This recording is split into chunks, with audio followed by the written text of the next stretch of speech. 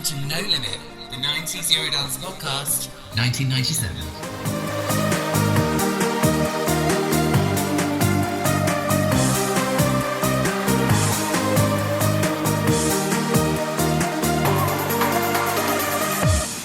Hello and welcome to No Limit, the 90s Eurodance podcast with me, Ed. And me, Ben. It's 1997.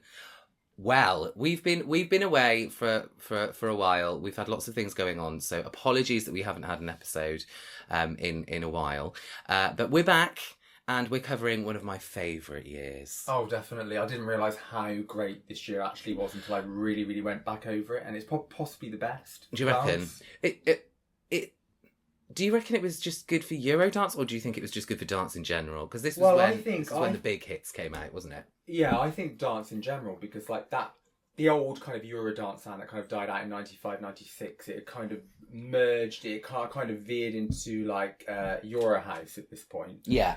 And, or like progressive Euro House or instrumental Euro House. Are you reading this off Wikipedia? No. And then also you had like the explosion of Europop in a way with Aqua, didn't you? Kind of towards the end of the year. You know what I mean? Like the new kind of novelty Europop. Yeah. And then you had like garage influences as well coming in, didn't you? With like Double 99 and 187 Lockdown. And I love Tina that Moore. tune by Double 99. Rick Groove. Yeah. Such a good tune. I actually think that this was kind of paving the way for dance to then kind of bleed into pop a little bit, because 1998 we had Cher's Believe, which was obviously very dance influenced, and it was one of the biggest tracks of the year. That was 98, wasn't it? It was 98. Yeah. And I think this was kind of the start of that. So what were the big tracks in 97 that were big in this country? Well, I was looking at the top 40 biggest selling hits of 1997 of the UK, and literally a quarter, like 10 of those 40 are dance tracks. And that's not seen in any other year in the 90s. So you had Gala's Freed From Desire, you had Ultranate, Free. Yeah, very American house that was, wasn't it? Ultranate, yes. Very, very, and then you had Sash, 3 hits in the top 30 of that year, Encore Une Fois, Ecuador and Stay. What's your favourite Sash out of those 3? Encore Une Fois, hands down. I like saying it, but I love going, Mesdames, Messieurs, le disc is de retour. Yeah. I don't know what it means. But... She's a camp icon. It's Sabine Holmes who did that. Or owners. He was absolutely massive. And it was quite weird, because before then you didn't really get a lot of DJs releasing tracks. No, you didn't, but you had Sash, and then you had like DJ Quicksilver, and then you had DJ Dardo.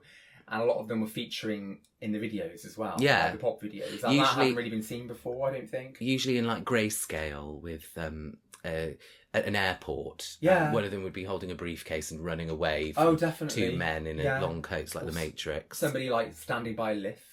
Some big weird shopping centre type thing, or running in the desert. Yes. Or standing on top of the cliff in the desert, watching a woman with blonde hair rushing past. And it made absolutely no sense. And also there was one of your tracks, which you chose, where the video was just a woman in black and white in some of those huge glasses they wore in the 90s. Yes. And she's clearly on a very hot country, because they're all wearing shorts walking past her, and she's in this huge oversized tracksuit, and I'm thinking, God, she must be sweating gobs. Yeah, so we had the 3 of Sash, then we had DJ Quicksilver's Bellissima, which reached top 40 of that year. Was that an original song, or was it based on something? Because it had ballet in the video, didn't it? Which makes me think that it might have been based on a ballet song. So many of them were, weren't they? And it's hard to... very few of them were kind of original tracks, weren't they? I'm not sure. I haven't seen anything kind of referenced. Let's have a look on my old Who Sampled app, which I absolutely love. So if you ever think, oh, that sounds like a song I know, you just run it through this and it will tell you what the sample is. No, I think it's an original track. Props to DJ Quicksilver. Well, yeah, I mean, I've never seen. Every time I've tried to research, I've not seen like. I haven't heard of any samples. What year was Watergate? Heart of Asia. Yeah, I think that was 2000. Oh, okay. I always get those two mixed up. That's a tune, isn't it? Yeah, it is fantastic. Yeah. I love that. Good old Positiva. These people's like, my Positiva, what a They label. were fab. They were amazing. I've got like a three disc compilation of theirs, which is a never-ending mix of all their best tunes. Right, and there's not one clunker on there. I mean, it's all great. So if you think about it, like DJ Sakin and Friends, that was all, but that was nearing the kind of 2000s as well. Wasn't it? That was 98. But, okay. 98 in most of Europe, and then it came out 99 here. So this must have. The people like DJ Quicksilver were really paving the way for that kind of... For the trance thing. Yeah, they were, Because 99 was the year of trance. It was, yeah. You could slowly see it creeping in at the end of 98, and then it really did burst onto the scene in 99, exploded there. And then it kind of, all the way to 2003 then, when it started to fade out. Yeah. But going back to the big tracks in the UK of that year, dance tracks, you then had Sunshine, of course, Dario G. Oh, fabulous. Which is based on Love in a Northern Town. Yes, yeah, that's correct. Which is so random, because the song itself is quite random, but to take that and really exploit it for its kind of dance sensibilities was just such a masterstroke. It was absolutely fantastic. Had they had a hit before that, Dario G, or was it afterwards? I think that was their big breakthrough. Yeah, that was their breakthrough hit. Yeah, yeah, it's a great song. We love it, and it's on heavy rotation still on radio, isn't it? Oh yeah, all the time. Yeah, it's kind of it's timeless, isn't it? I think. And then if you're going down the more Europop route, you then had No Mercy's Where Do You Go as well, which was released here. They were like a precursor later to the Jonas Brothers, weren't they? Yeah, something like that. But I love that. What is that? That ding ding ding ding. Well, it's from Everything But the Girl's Missing. It's all. There's so many tracks at that time. Even a Barbie Girl. Yeah, had that kind of Everything But the Girl, No Mercy kind of sound. It was just slightly adapted, wasn't it? It's like a digital guitar, isn't it? Yeah.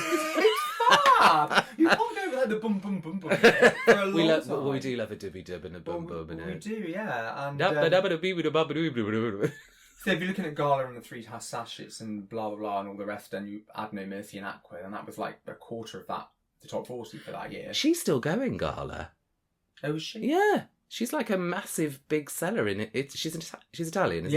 Yeah. I remember when that song came out, and obviously on the cover of the single she looks quite androgynous. And she had quite an androgynous look anyway, didn't she? Yeah, definitely. And it was just all credit to the songwriters, because her voice is very unique, I would say. She sounded a little bit Irish when I first heard Again, her, I think her voice is quite androgynous as well. You can't really tell. But the song is so good that, again, it's not going anywhere. It's not. It's one of the Euro hits of the 90s. And it's fab. Yeah. It is a fab song. So what else do we have? Well, they were the main 10, but there was... What were you doing in 97? I made a huge list. What were you doing in 97? I was in year 10 at school, going into year 11 that summer, and that's when I became addicted to Ibiza Uncovered, because that's when it came on to Sky 1 in the summer of 97, and it was just... I don't think I ever watched Ibiza Uncovered. Did they ever do the UK Uncovered? I think they did. The Ibiza one was the only one that I really followed. I didn't really get into any of the others. And then the year after that, we would have met. 98, yeah, September 98. And you'd have poisoned my mind with Brain Bug. Well, it's funny you should mention Brain Bug, because that is actually top of my list you here. Loved it, Brain Bug's Nightmare, I did. And I have to say another shout out to the Pizzicato, because... We love the Pizzicato. So many of the dance tunes in 97 had the Faithless sound in them. It just went absolutely crazy, because obviously you had Sash and DJ Quicksilver and Red 5 and Brainberg. That's a great song. Red 5 didn't do very well, did it, that tune? But that's a great song. But it did outside the UK. It was massive in like Belgium and Germany and the Netherlands. It reached number 11 here. It's not too bad. I didn't think... Oh, right, that isn't too bad. I didn't think it did that well. Oh, right. Okay. Their second, I think it was Lift Me Up, that got to 26, so not so good. And The Beat Goes was their first hit, it was never released here, but it was massive outside the UK. And then we had Clubheads, Disco Hoppin'. Which is... Boom, boom, boom, boom, boom, boom. It had the Faithless sound again. Is that Yours is a Monster? Yeah, that was Club Hoppin'. The year before. Yeah. Then we had The Age of Love. I think I know that tune. Come on, dance with me. Move your body. Oh, yeah. And that was been sampled on so many tracks as well. I think even the Pet Shop Boys have done their kind of similar version to that.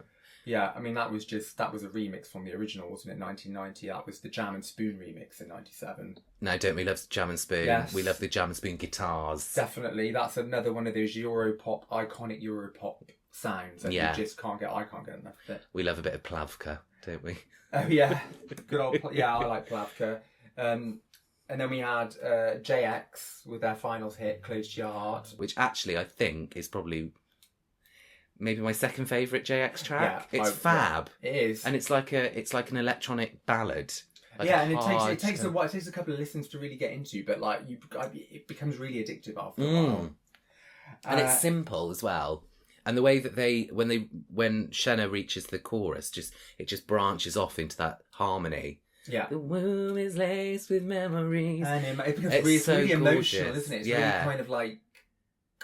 You know. Yeah, it's gorgeous. If you think that out there in listener land, if you think that JX kind of begins and ends with Son of a Gun and There's Nothing I Won't Do, try Close to Your Heart. You will love it. It's And You Belong to Me. And You Belong to Me. You Belong to Me is very hard, I think. It's one of their harder ones, but Close to Your Heart is absolutely beautiful. It's like a metallic love song. It's gorgeous. Yeah, it's like the forgotten JX hit, really, I suppose. Yeah. And I have all of them, and I think you should people who haven't heard it definitely give that a listen. There's another one they did as well.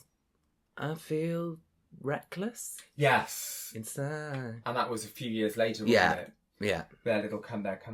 Then we had House Traffic, Every Day of My Life. Don't know that. Oh, that was an Italo dance hit.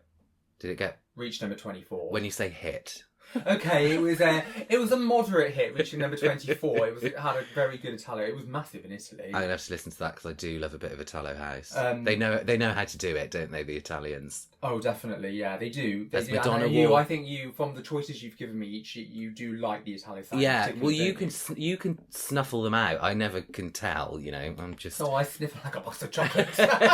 Well, you're the expert. Well, I'm just here for I do have an obsession. A kind of high fixation on these things. I'm here to kind of rein that obsession in. I know. Slightly. I think you're trying to control. And DJ Flavors, Your Caress. No. All I needed was your caress. I think the title itself would have put me off. I'll try and say a few more well-known ones now. Then Todd Terry, Something Going On. Oh, that is legendary. Martha Wash and Jocelyn Brown. That is legendary. That was after Keep On Jumping, wasn't it? Yes, it was about a year later. Yeah. But I absolutely love that shit. And the 8-minute version where it just kind of builds and builds and builds, which they took the radio version from.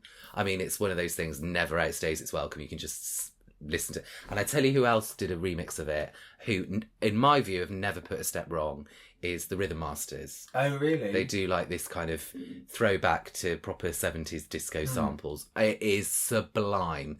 And they remixed Keep On Jumping as well, didn't they? And completely turned it into a dirt. Yeah. Well, it was his track. Yeah. So Lisa Marie Experience did it. Yeah. And then Todd Terry did it like a couple of months later. Yeah. But Todd Terry's was much more faithful to the song. Yeah. Because it's a disco cover.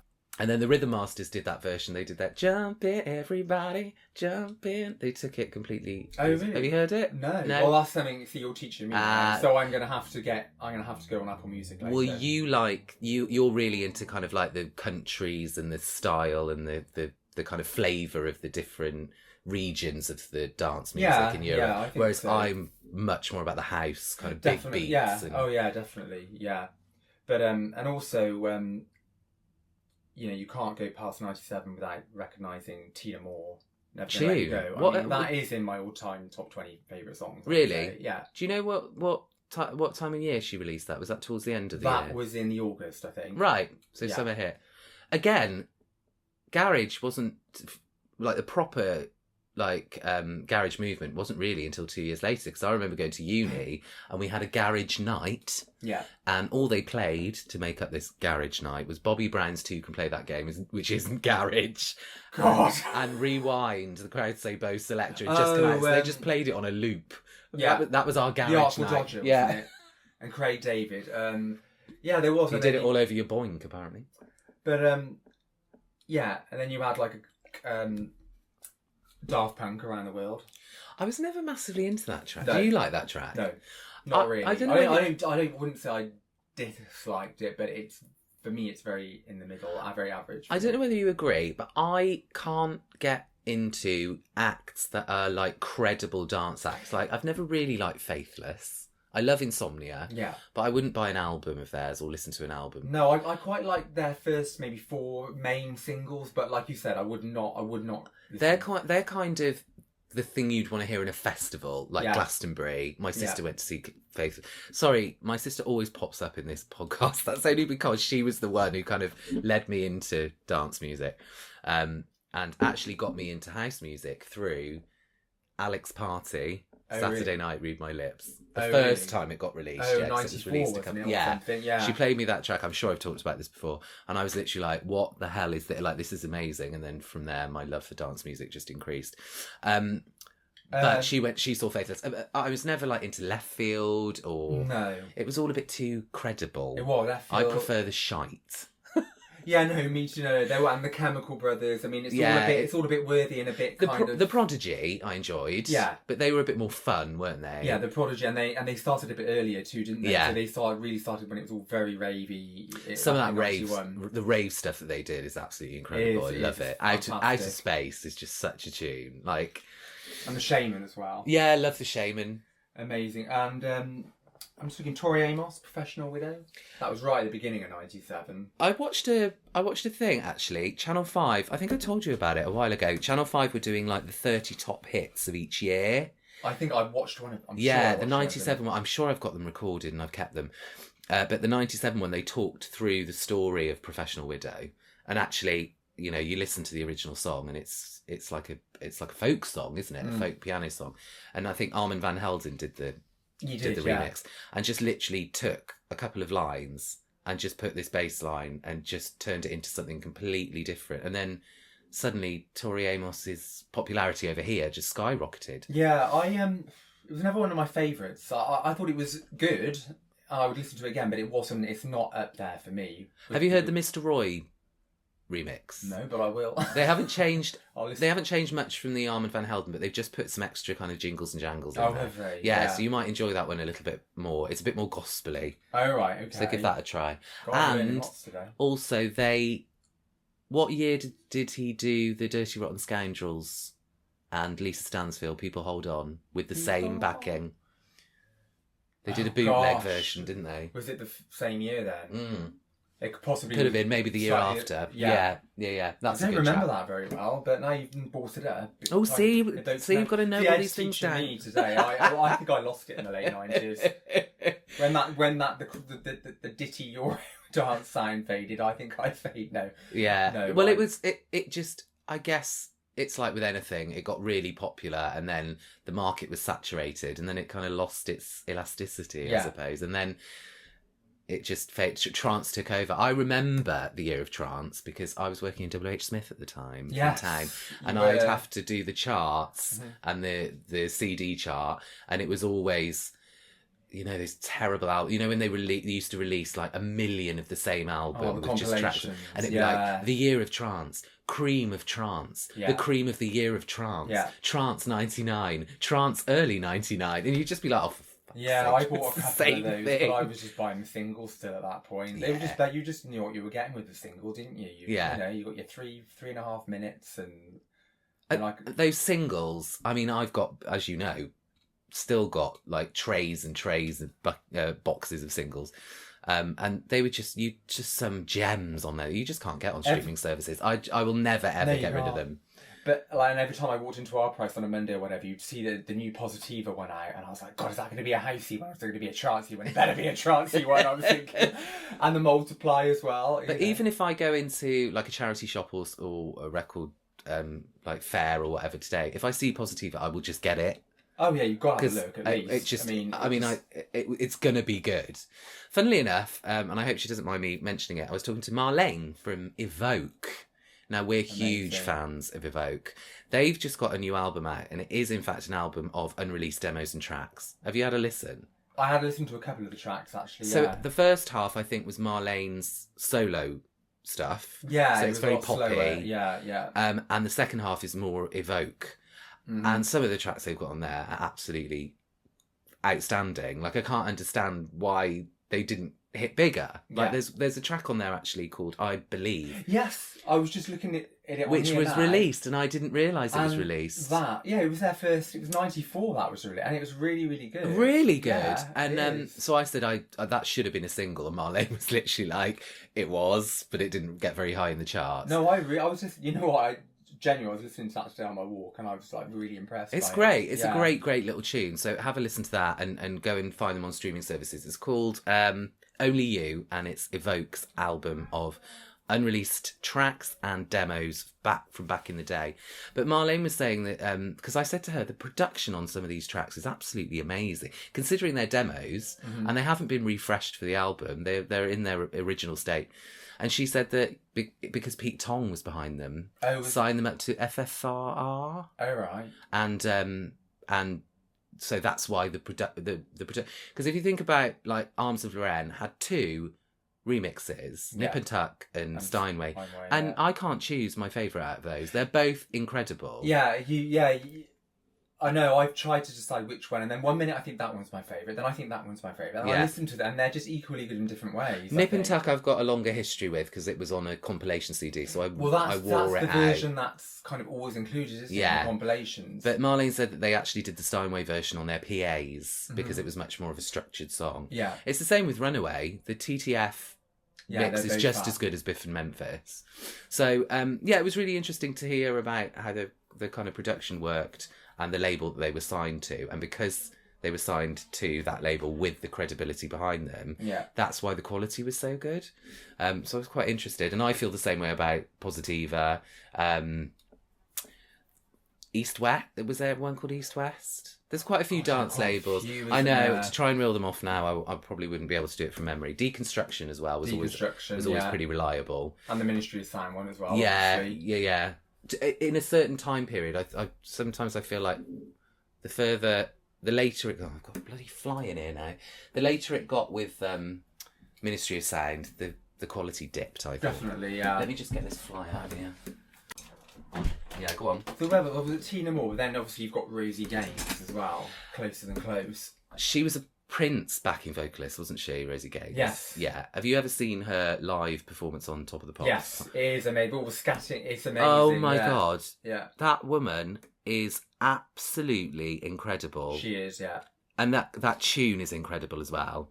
Did she do anything after that? I think she had like a minor hit. She did, yeah. I think it got to like 39 or something. But I can't remember. I literally can't remember the name now of the hit. But she... Again, it was one of those tracks, I think the original was slow, and it was the remix that it was. It kind of speeded it up. Yeah, and it had kind of little bits of garage. Yeah, it was a bit garagey. Yeah. It's kind of halfway there, but not quite, wasn't it? It was a mix of... But her voice and her soul, the soul that she put into it, without really trying, she just exudes soul. I know, I remember us, because I remember us being at school and watching Top of the Pops and like talking about her performance. Yeah. Doing impressions in like the science room.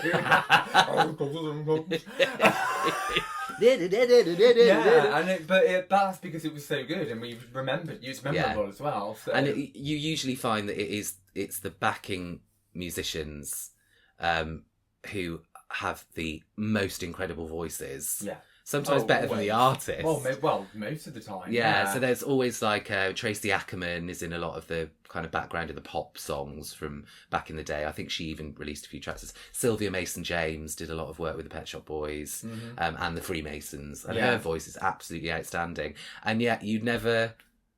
if you walk past her in the street, you wouldn't know who she was. So, I know. It's kind of a shame sometimes. But it was really great that people like Rosie were given that opportunity to really kind of show off their vocal prowess, because definitely. She was an incredible and again, it's performer. another timeless. It's one that you'll still hear on the radio now. Yeah. Do you know what I mean? Yeah. And, I think Toby Anstis played it just the other day on Hard Dance. Oh God, that's a blast from the past, isn't it? Yeah, I know. Still going. Our Tobes. And have I just look through? We had Space Brothers, Shine. Love it with Joanna Law. Not sure. She also did Way Out West, The Gift. The Gift. Yes. Oh, I didn't know that. I love that her song voice too. is gorgeous, and that song.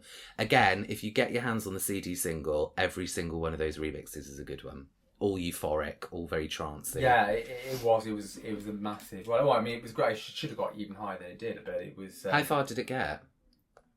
You know what? I think it was 20 something. Between 20 and 30. I remember having it on a compilation, and then I went out to find the single. And then you had the follow-up, Forgiven, didn't you? Which I don't know that one. Was that? Oh, didn't you? It was it was basically the same song, but just slightly rearranged. Right. Yeah. And that did it. That reached the top 40 as well. Oh, okay. I'll snaffle that one out. I think that was 20 something as well. I think it charted a few places lower. Then you had the Blue Boy. If we're going into different dance territory. That is... Again, have you listened to the full 8-minute, 9-minute... No. It just is... It's a journey. There's 2 remixes. It's The Sure Is Pure. That's the full. And the Cavern 8 or Cavern 3 remix, which is almost like a James Bond... Oh, really? Oh, it's brilliant. I've got so much to listen to. You've got so much, and I've got them all as well. So if you, if you want me to ping them over, but I can't remember whether it's Cavern 3 or Cavern 8, but it is an absolute. It doesn't sound anything like the original. It's just it is very original. And then we had a JD. It's the Plastic Dreams remixes, though. I never liked that tune. Remind me how it goes. I like the ones. It's the one on the 97 Ibiza Kiss and Ibiza album. Yes, I've got that. Dun dun dun dun dun dun dun. Do you not remember it? I do. I can kind of hear it. It's quite hard to do an impression of well, obviously, because I failed miserably. So, gave it a good go, though. I God did. Loves the Try. I gave it a Ben try. Cool. Well, I it's one of those tunes that I think in real dance music circles, it's like a classic. Yeah. But for me, I don't know. Maybe it's the imagery on the single cover. It's just like got this mask. I have the single.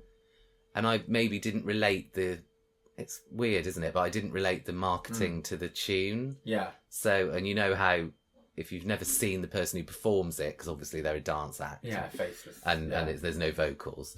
So all you've got to go on is the single art. So sometimes you match them together and think they don't quite fit for me. So, I just like it when you keep going because... You know, when it gets to the middle of the song and it kind of really reaches... yeah, I can hear it in my head. But it kind of just explodes at one point in the song, and that's the part of the song I really like the best. I might have to give it another listen. But, and obviously with Gala as well, you've had Let a Boy Cry. Did you like that one? Yeah, I did actually. I liked it a lot. And I liked Come Into My Life as well. I don't know Come Into My Life. Let a Boy Cry. Love Let a Boy Cry. I think Let a Boy Cry is a bit like kind of like a little treat because the other one is played so much. Yeah. I think you forget about Let a Boy Cry. Yeah, and when you go back to it, you're like, actually, this is a really good tune. I don't know whether it's as good. It's I take silver, I take gold, or something, isn't it?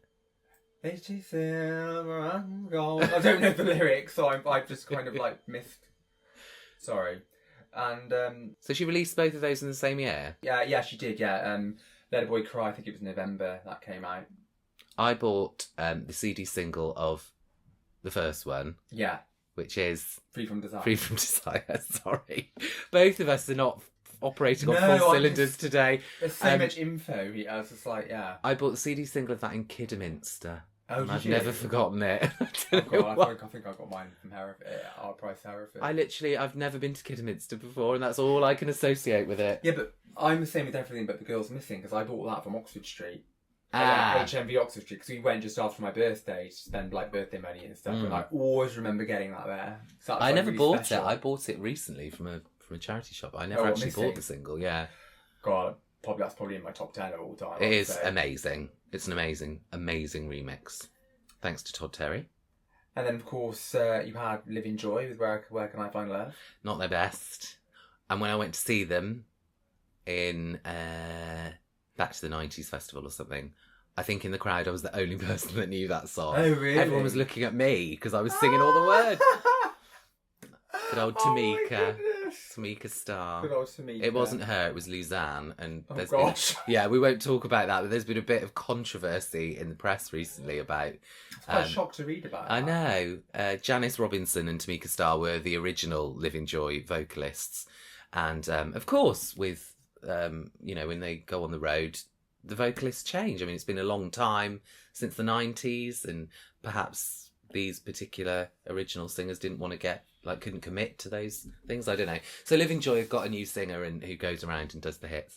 So there's been a bit of unrest, shall we say, in the press. But I've seen Luzanne and I thought she was great. And then obviously you've got DJ Quicksilver, who we've kind of touched on. We have Free, which was the follow-up to Bellissima. Oh, did we? I don't know that one. Free. Oh, no. Free, that made the top 10 as well. Did it? Yeah, number 7. Oh, maybe I do know that one. You will. I'm sure you would. If you Was it as good? Yeah, I think so, almost. All right, we'll have a listen to that. And that's pretty much the main hits, I think, that we've covered for 97. Well, I think we can agree it's a year of strong singles by the sounds of it. Definitely, yeah. And there's a lot of different... It kind of went off a lot of different directions, the dance was. It was kind of bright. It was kind of going this way and that way, and it just... Do we have a favourite kind of country producing that music? Like, were there more Italian releases, or was it a real mixed bag? It really was a mixed bag. Obviously, you had Germany who were there, as always. A lot of productions. Obviously, DJ Quicksilver, Sash was German. I think Red 5 were German. Yeah. We had some a mixed bag. We had some British acts. We had some American acts. Because we had Ultra Nate, of course, Tori Amos. Yeah. Tina Moore. Americans, and Rosie Gaines. Yeah, and then I think Chicane were British. Yeah, he's British. I absolutely love Chicane. What year? What? Offshore 97. Yeah. Vocals. Offshore is one of my favourite tracks. Did you prefer the vocal bit? Or... I don't know if I've heard the vocal version. I've got all the CD singles, so I must have heard it somewhere. I think I just go straight to the original. Yeah. Like big 9-minute version, because I could literally listen to that song on a loop. And then obviously we had Daft Punk, we were French, so Club Eds were Dutch. You did really have a lot of different countries. It sounds like America were coming forward. Well, they were, yeah, they were. But with remixers who were perhaps more in tune with the British market. Definitely, yeah, I wonder whether these hits would have been... Was like Professional... Oh, you might not know the answer to this, but was the Professional Widow remix big in America? Or was that Rosie Gaines hit big in America? Were they interested in that? I don't think they were, actually. Probably on the dance charts. You get the Billboard 100 dance charts, and I'm sure they were all kind of well known. The Bubbling Under dance chart. Yeah. Exactly, yeah, and in the club scenes, I'm sure that there are certain cities in America, obviously, that go for different styles. Yeah. So I'm sure they were big, but it's very, very hard to crack the Billboard 100. They're they're very singer-songwriter, aren't they, Americans? Yes, they like the musician, the full band, or the definitely. Yeah. Okay, shall we do our tracks? Yes. Have you chosen a favourite of mine? Don't say it yet. Have you?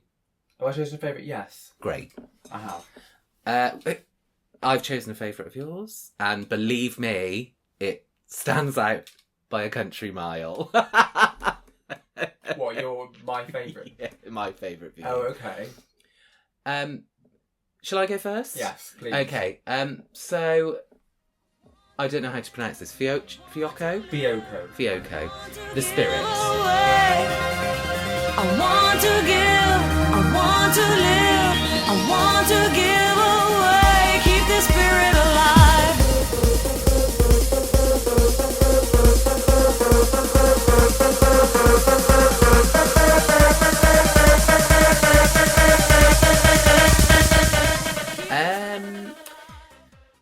So, first of all, it was just a little by numbers for me. Mm-hmm. There was nothing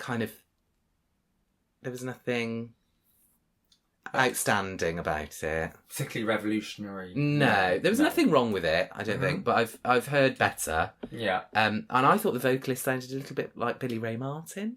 Yeah, I can see that. But the lyrics made no sense. So they often don't. I want to live, I want to give away. Keep the spirit going. Keep the spirit alive. Which just, it made no sense to me. But probably it sounds really good in a club. Oh, definitely, yeah. That's the problem. I think when we listen to these things kind of just arbitrarily or remotely, they weren't really made for that. They were made for playing in a club. They're made for the big club. Yeah. They had a full dance floor, you know. So I feel like sometimes it's a bit, I'm judging them a little unfairly because I'm, listening to them on the treadmill. Because so many people say, oh yeah, well, I can't listen to that at home on my own or whatever. I can only listen to it in a club. Whereas I actually love listening to it by myself, and I love going walking and running listening to this stuff. Oh yeah. Because it really enhances the sense. Yeah. But I do think it's a completely different experience when you hear it in a club. Oh, definitely. I mean, so halfway through, I thought it got a bit harder and sharper, but there was still nothing massively new. What do you like about the track? It's just very hard. It's quite hard, isn't it? Really, it's quite trancey and techno-y, and just kind of makes me lose myself a bit. Really, no, it does. It kind of takes me to a different. But where does it stand up against your other choices? Do you think? Well, out of all the ones I've given, it was probably my favourite one I gave you, actually. But I really, really like all my choices, so it's quite difficult to pick an absolute. Oh no, but it's probably Antelopes in my mind. I would say it's equal to Fiocco, possibly eclipses it. Actually, I would say. I think it's very telling with your choices, just your taste in house music at this particular period. Oh god, history. It was all the techno-y sound, it was a harder edge stuff. Whereas I think my choices are a bit more melodic. Definitely, yeah. Go on then, hit me with it. Go and choose one of mine. Well, DJ Dardo. Okay. Coming back. I absolutely love it. It's absolutely brilliant. It was probably just about my favourite of yours, because I actually liked every single one of your choices. Oh, really? Yeah, I did. Results. No, I really, really did, actually. There wasn't one... I mean, I would have given them all at least a 7 out of 10. Definitely. Oh, wow. Yeah. You knew this tune before, though, didn't you, coming back? Very vaguely. I knew the follow-up to this, I knew more. Give Me Love with Michelle Weeks. Oh, okay. With Michelle Weeks? Yeah, DJ Dardo and Michelle Weeks. Another diva. Follow-up. And that made number 1 in Italy. This reached number 2. And I thought it was just... I really liked it. It kind of marked a new direction, because DJ Dodo was before. He started off very Eurodance, then he went kind of dreamy house with like the X-File cover. And this was like the first pop dance production. One day you'll come to me to say you'll never stop loving me.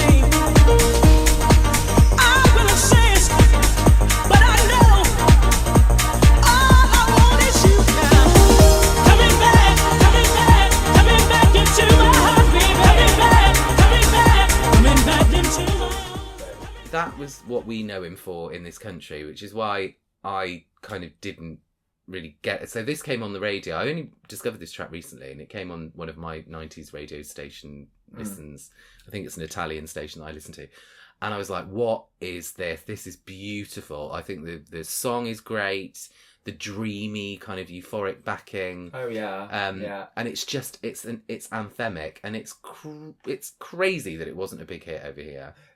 It just hooks you, like it just like it's infectious. I think. Yeah. It kind of really draws you in. And, but he would have been like a massive star in his native. Oh, he was. Yeah. Where was he? Italian. He was Italian. Yeah. So he was like churning out these tracks. Yeah, all of the tracks were doing so well in the Italian charts. But to us, he would have just been. No, he was just like another one-hit wonder. Yeah. And it's a shame that some of these artists who did have stripped hit after hit in their native country, how they're kind of only known for 1 or 2 hits, and I'm always like, oh, why? They've had so much more to offer. What was his biggest hit in Italy? Do you know?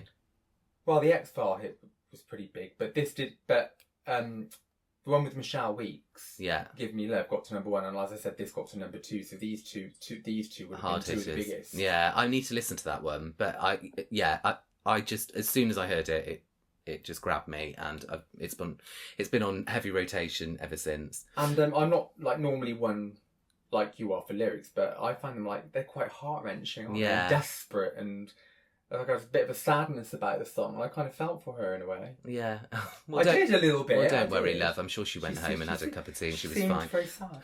She went home and had a focaccia. Oh. Bless. Look at me trying to get all into the lyrics. I know. But she performs it really well. Who is the vocalist? Do we know? No, it is Michelle Weeks. What, singing on that? I'm sure it is, yeah. Oh.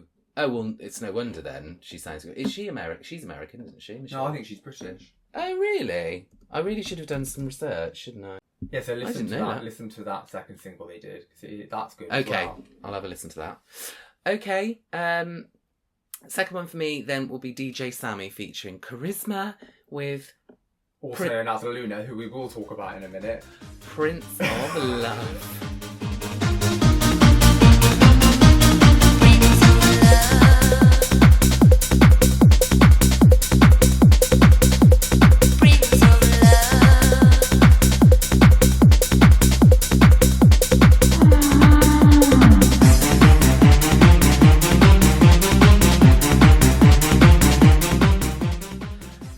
This is definitely in the hard trance arena. Yeah, I would say so.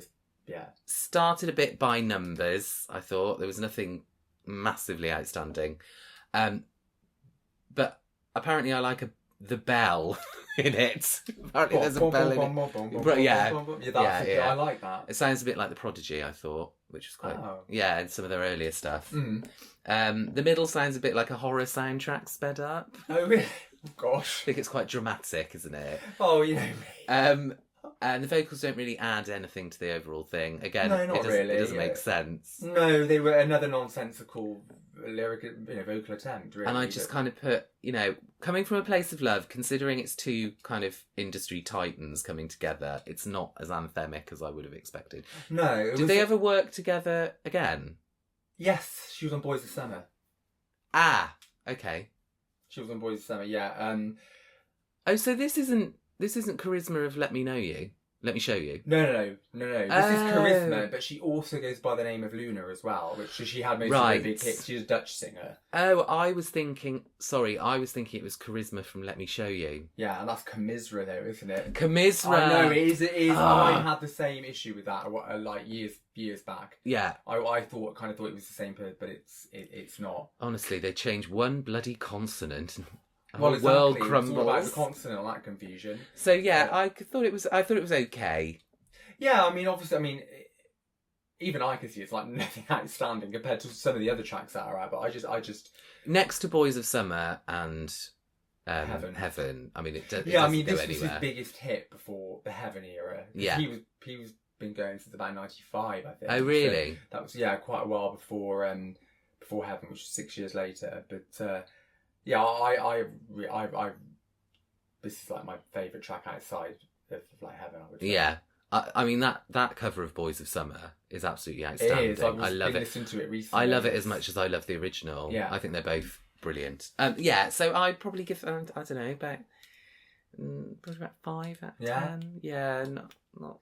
Don't worry about me. I'm not offended. You give me what you like. You're probably lucky to get that. Most people would be giving it a 2. But as you can see, like with DJ Dardo, that's a very anthemic vocal. It's a very beautiful, inspiring lyrics. Whereas this, you can hear what I listen for and what you listen for. You like the harder kind of. Yeah, I kind of think, she sang something. That's enough.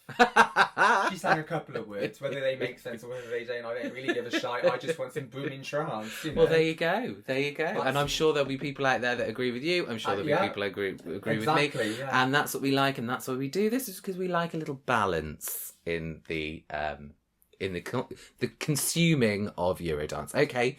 Do you want next I will one? go, I'll have another look at one of yours now. Network, is it? Yeah. Dance with me, move your body, your legs and feet. Come on, dance with me, move your body, your legs and feet. In your eyes, I see your game. And every time I try to fade, living in a This was quite good. It's probably my least favourite of yours. Really? I thought you'd like this one. Well, no. You know what? There were parts of it that I really, really liked, and Sharon May-Lin provides, some really good vocals, I think. And you can really, really detect the influences of Robert Miles and BBE on this one, and DJ Dardo, and of course, The Age of Love is heard on this, isn't it? I don't know. Come on, dance with me, move your body. Oh yes, that's probably where I recognise it from. Yeah, okay. Love those bits. Love the kind of BBE style bits. But then there's that instrumental part that you get sometimes. Yes, and then you got it onto Blitz as well when I reviewed on that, and I just don't like that sound. Yes. I mean, what is it? I don't know the name of any. It's like it is like a kind of.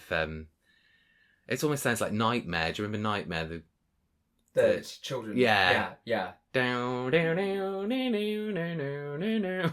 Yeah, and I don't know why. Anytime that comes on, I kind of wince slightly. Oh dear! It's like, does it set you off? Yeah, a little bit. It makes me slightly upset. Yeah. You know, I go to my Zen space at home to try and get over these things, and I do eventually.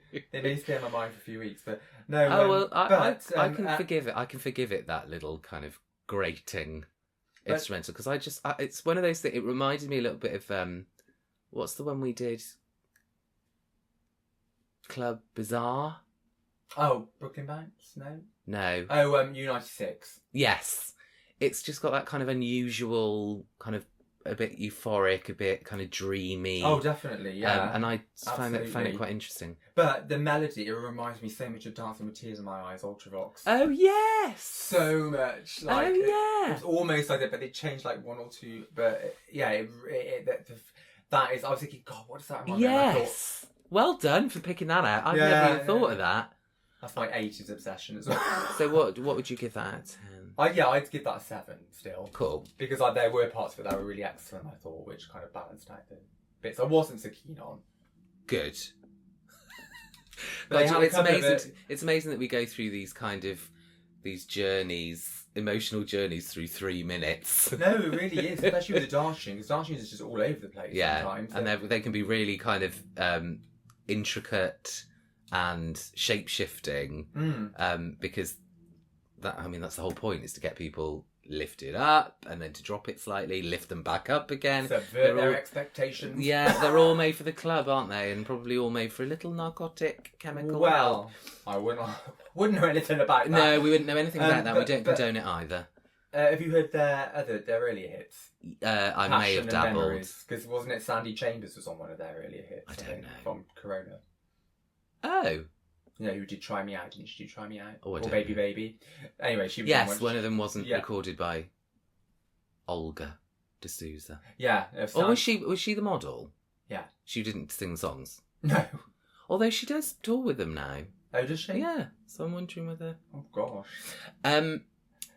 No, I haven't, actually. No, they're worth listening to, because the Memories was really big. Okay. And Doctor Number 2 in Italy.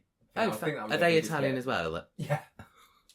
They are. Clearly, I love the Italians. Nothing wrong with a bit of Italo dance on here. Absolutely not. We welcome it and celebrate it. Right, let's go for In My Mind by Absolute.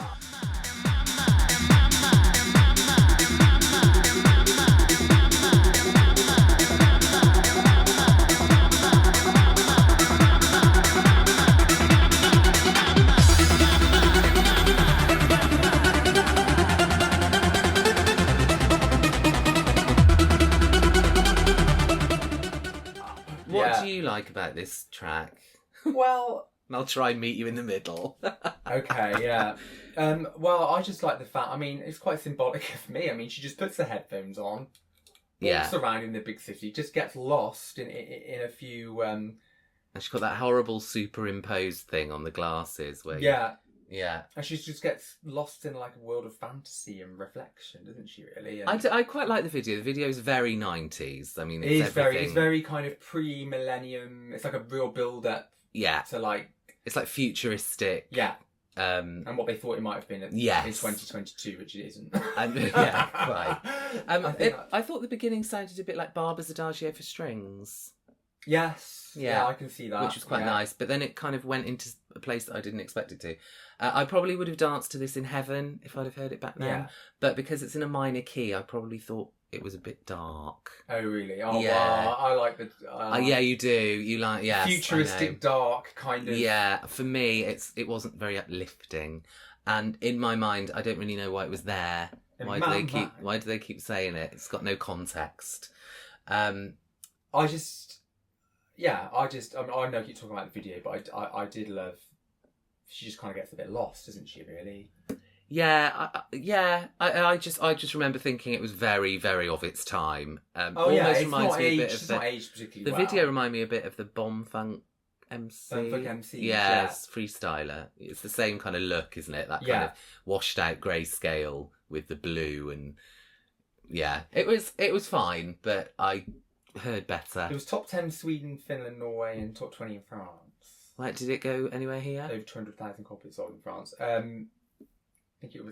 think it limped in at 70 something. Oh, right, okay. But I remember at the time seeing it on MTV. It was on the MTV Dance Chart, I think, sometime in '97. I was so annoyed that it wasn't released properly here because I really, really wanted it. Yeah. A long time ago, and I couldn't get. And back then, you just couldn't. I mean, they may have had it in HMV in Oxford Street, but with a big German import sticker on it. Yeah, exactly. Yeah, and under the $8.99 price tag. Yeah. No, I feel there's better songs out there. Or tracks, should I say? These kind of dance tracks, they haven't aged as well as some of them. No. Like, say something like the Nightcrawlers, for example. It's not. And I recognise that. But it's still, I just still love that kind of sound. I can see why. Say no more. I think I might have to go to Ed's happy place. Go on then, choose one. We've got a couple more to go. Okay, Be Charm. Yes. Wake Me Up. You know what? I don't actually think that I was familiar with this. Okay. Which I was a bit surprised at because it was quite a popular track. But that's it. Yeah. Every little thing I want to live with you, but I need the energy your love and give me the strength, give me your love. Wake me up, you know how to do it. Hey, you wake me up, turn me on. Wake me up, can you shake my heart? Yeah, it was their debut single. I don't know what they're doing on that single cover though, do you? It's like half girl, half leopard.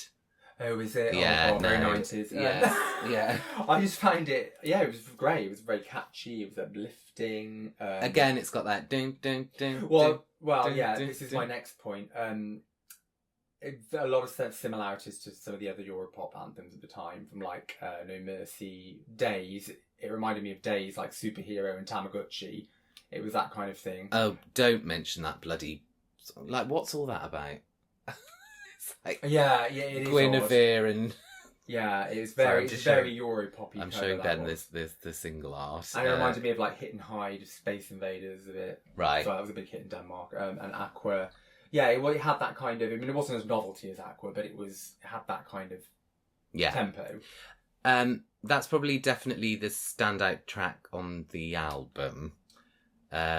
Did you like the This Is My World? There at the hit. This is my world. I don't know if I've heard that one. Oh, okay. I might have a listen to that. I think that was their second single they released, but that was a follow-up. Did you mention the chart positions? Couldn't find any chart positions for Be Charm. No. Sadly, and I'm not sure why. I don't think it did anything here. Again, it was one of those things that just popped up on a playlist, and I thought that's actually really good. Again, it was Italy because they are Italian. So. Oh, really? Yeah. I think we spotted it. Gianna Cascia was the lead singer. Okay. So, I loved it. I'd definitely give that a 9. However, yeah. Talking of lyrics, these lyrics really didn't make any sense at all, I didn't think. I mean, I was looking through them. Care, I'm a lion in my bedroom, and I think it's time to go. Keep on trying, but I can't get through, and I need you sore. I mean, I'm not one for lyrics, and I couldn't write as well as that. I mean, my writing would be even far worse than that, but even I've got to question a couple of those lyrics. I was just like, I just thought, you know what, I'm going to go a bit deeper and have actually look at some of these lyrics for these songs. Yeah, and I was a little shocked. Right, yes, okay. But like I said, I'm not really that bothered about what they're saying. So, well, there you go. It was great. It's a great melody, I thought, really poppy, really uplifting. Fab, check that out. Be Charmer or Be Charm. I'm not really sure. And that's Wake Me Up. Okay, next one for me would be Shadows of the Night. DJ Bobo. He really is a family favourite. He crops up on every show. I put and this comes from a place of love, but poor old Bobo. Memoration of transportation, traces of our last generation. The shadows of the night have never died. Unsatisfied, they paid the highest price, waiting for another advice. They never found final peace. Their restless life will never cease. When the moon is shining bright, they leave their graves as shadows of the night. Shadows of the night, they are coming when the moon is shining bright. Leave their graves. He's just write this over his morning coffee. Shadows of. Well, this is a remix of the album version. I feel like he thinks these kind of is very profound, but it sounds like a Halloween thing. Yeah. It's not. I mean, it's a bit GCSE poetry, isn't it? Excuse me, this remix was with the Vienna Symphonic Orchestra project. I mean, I just kind of think, have you watched the video? Have you seen the video? There isn't an official video. Well, I saw think a live. He's done a lot of live performances. Well, it started with children and it ended with mummies. There was just like always does. There's always children, and there's know. always people like waving their hands like some kind of choir, or there's always something. I think in this country we would have seen that as a bit of a novelty. Yeah. Whereas I'm sure in Switzerland, yeah, they would have found it very meaningful and, really kind of profound take on what goes on in the churchyard. Because he's an absolute legend in Switzerland. I know. He's adored. I mean, it's for me, I just don't get it. Shadows of the night. And this was the last time. This was the last kind of real Eurodance song he did as well. It kind of came to an end. I mean, he released his next album in '98, and I bought that when I was away in Germany, and it's a lot slower, a lot more pop. Is this pre or post Everybody? This is after, isn't it? Oh, this is post. This is 3 years later than Everybody. And Somebody Dance With Me, when was that? I think that was 93 or 94. Oh, really? Yeah. See, those two are my favourite DJ Bobos. Yeah. But this is just,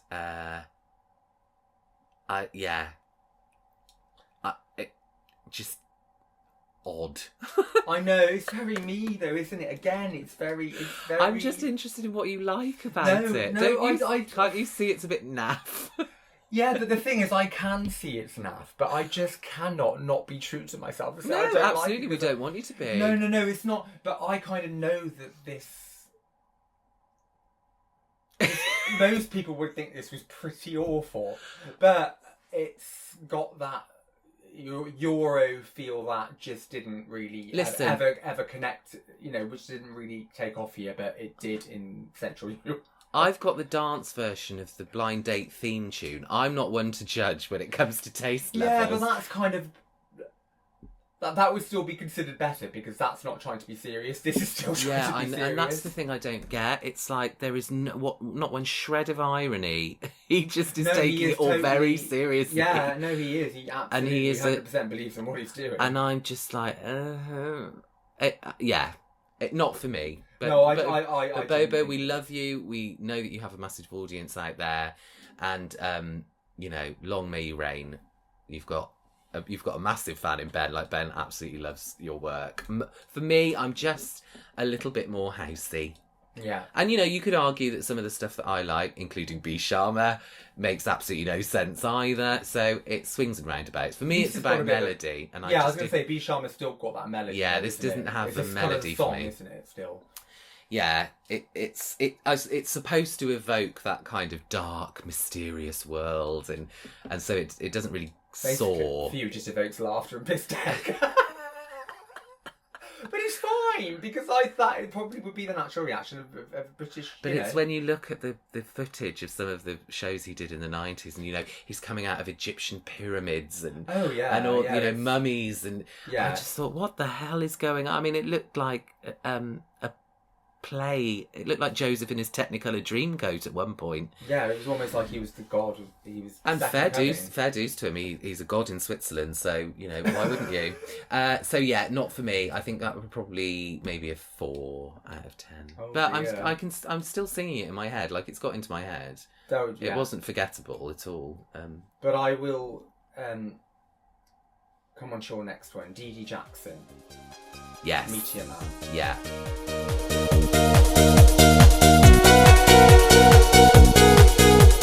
That's the way it is.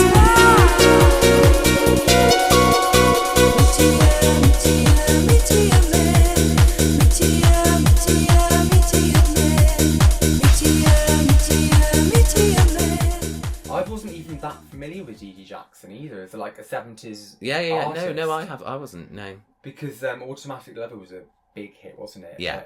Number 4, I think, in 78. And then this was the follow-up. And it didn't do as well.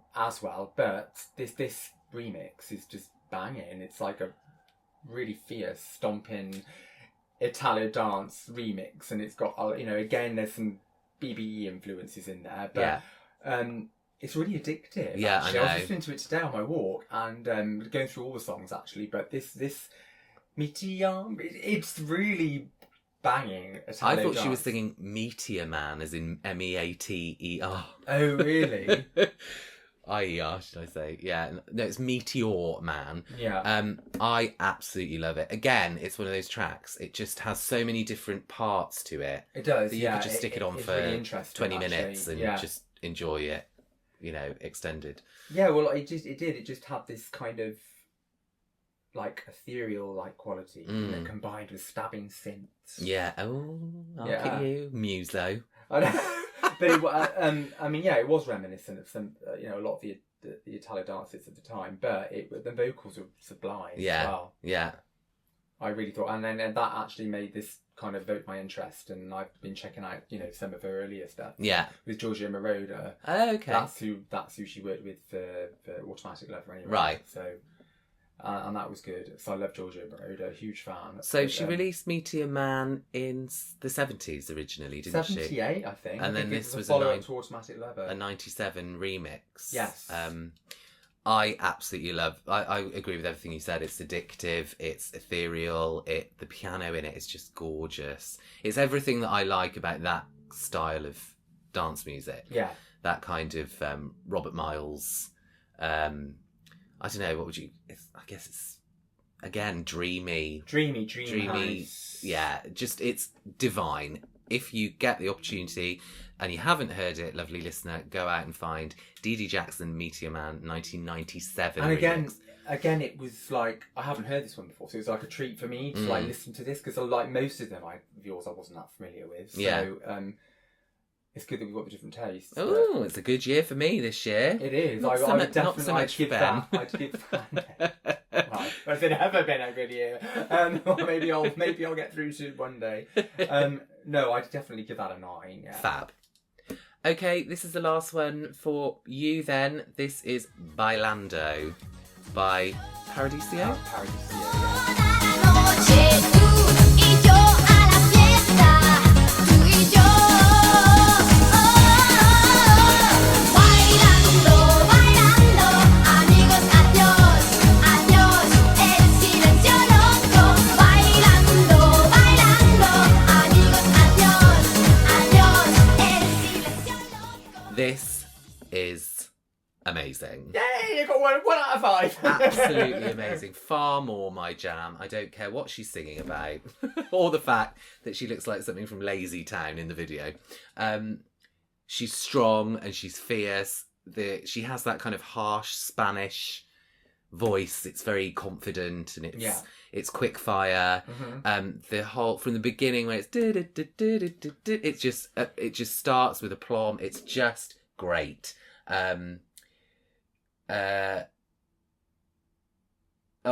the lyrics as well. I mean, again, I don't speak Spanish, but when she's just like amigos adios, which I think is bye you bastards. Goodbye, friend. Oh, is I think they're it? just talking about holidays, isn't she? Really, and stuff. It's like Bailando is like it's like holiday time, isn't it? I think. Yeah, I mean, I love it. I absolutely love Yeah. it, and it's on playlists of mine now. I think it's superb. The video, have you seen the video? I have seen the video. There's two versions. I think I might have watched the earlier version, which is quite commendable because they've managed to make Spain look worse than they've tried to do a holiday sell of it. The bricks in the video. It's just they've kind of showed It was like a very... Spanish highway and Spanish high-rise buildings, but kind of Well, colour inverted it, so it just looks a bit grim. Yeah, I know what you mean. It was The second one is a bit slightly better wigs. And it looks a bit like Sex and the City goes to the Costa del Sol. Oh, really? I think I've only seen one of the videos, maybe. Yeah, she's got better wigs in the second one, but I don't care. I love the video. I love both the videos. I love the song. This is a 10 out of 10 for me. It was a very typical late 90s carefree Euro pop in the sun with a swimming pool, scantily clad dancers, beaches. Did it do well here? Did it touch the UK charts?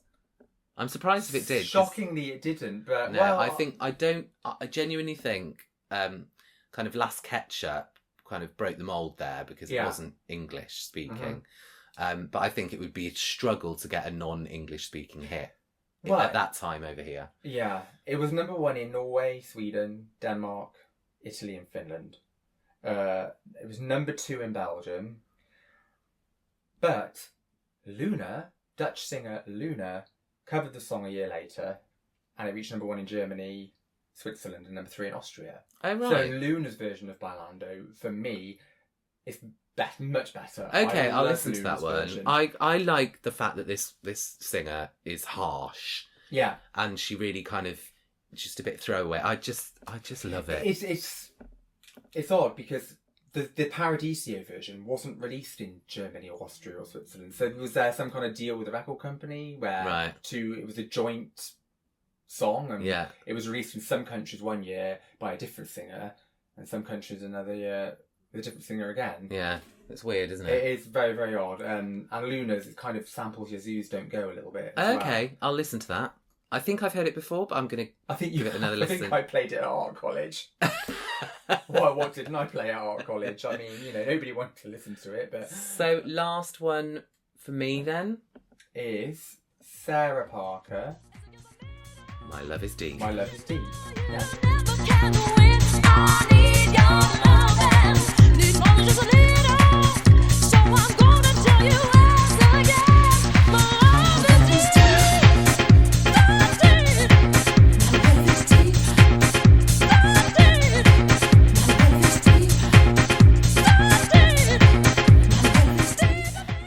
And this is the one, when I looked at your list, I thought, oh no, is this going to be some bland British house? But it actually, this version of it wasn't at all. This is the Nush remix. Yes, Manifesto, on the Manifesto label. And, I really, really liked this. Did you? I was really surprised that I did like it, because I didn't think I was going to. I didn't think you were going to. I thought this one would be at the bottom.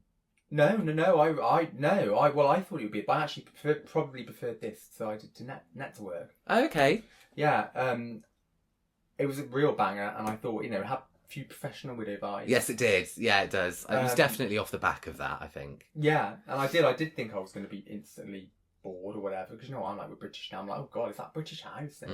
Yeah. But perish the thought. No, yeah, Try but to stay through it. It really did surprise me, but I like Nush anyway. They have a way of making things kind of dirtying them up, don't they? Yeah, very exactly. Very kind of bassy, hard kind of bass. And I think that's why it appealed to me, because their kind of little stamp on it made it interesting for me. Although we don't know anything about her. There's no information at all. I searched highly for Sarah Parker information. Couldn't find any really info on her or the song, apart from all the remixes on YouTube. Basically. It didn't get that far in the charts, did it? No chart position available. No. I can't remember where It was on got Dance hold Level of it. 9. Yes, that's probably where I heard it. That's why I assumed that you'd. Well, I like my dance zones. You love your dance zones, yeah. So, after all that, what is your fave? Tough choice, but it was just DJ Jado for me, just reaching 10 points. Right, 10. well, I'm happy with that, because what was the second? Meteor Man? Yes. Yeah. Or Wake Me Up, I'd say joint second. Oh, really? Yeah, and then Sarah Parker, and then Network. But I still liked it. Oh, God, here he comes.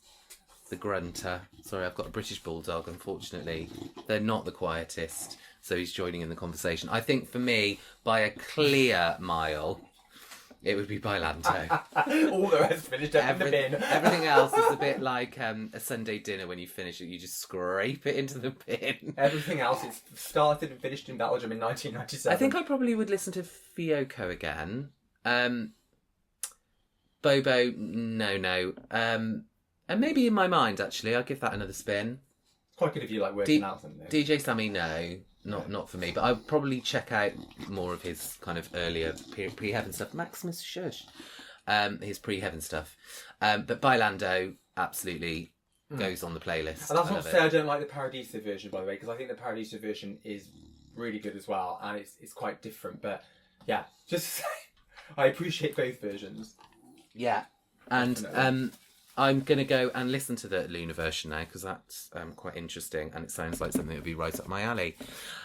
Ben, that's 1997 covered. It is. What year are we going to do next? Should we go straight to 98, or should we go back? Is it going to be 92 or is it going to be 98? Yeah. There's plenty you could say about both, but... 92, I'll probably have to have a bit more of an education on, because I think I was a bit ravey in 92. Yeah, it was all... 92 was a bit...